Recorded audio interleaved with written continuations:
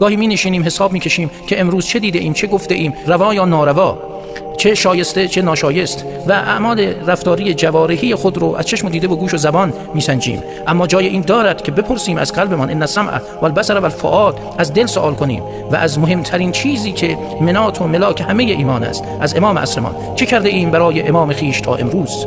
کدام بار را از دل او برداشته ایم؟ چند نفر را به سوی او خوانده ایم؟ نامش را تا به کجاها رسانیده ایم؟ چند نفر از مردم گمراه، از مردم ناآشنا، از مردمانی که گم گشتند، حیرانند، نمیدانند، ضعیف شمرده شدند، مقصر نیستند، قاصرند، دستشون کوتاه بوده از رسیدن به حقیقت، ندیدن حقیقت را افسانه زدن. چند نفر از اینان را با او، با خورشید پنهان آشنا کرده ایم؟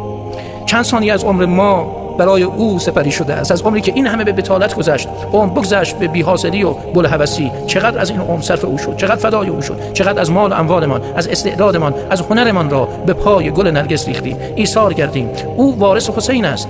بیایید از ابوالفضل درس امام زمانی بودن بگیریم و این درس رو در کنار علقمه ببینیم که چطور هر کس هر چه می‌کند ایثار. ابوالفضل مردانه و مستانه دست‌های خیش را به پای امام خیش نثار کرد و انداخت، و ببینیم که اگر ما قدمی برداریم، اگر ما فدایی او باشیم، چطور امام عصر ما با ما برخورد می‌کند. مگر امام عصر ابوالفضل ننشست خورشید کنار علقمه، خم شده بود، دستان ز تن بریده را می‌بوسید و بر دیده می‌نهاد. بدانید جوان‌ها، به امام رضا قسم، به تک تک آیات قرآن قسم، اگر قسمتی از عمر، از هنر، از استعداد، از جوانی خود رو فدای امام عصر کنید، برای امام عصر خرج کنید، او قدردان است، کریم است، ممنون و مدیون شما نخواهد ماند، به جوری جبران می‌کند که تا ابد روزگاران شما شرمسار محبت کریمانه او خواهید بود.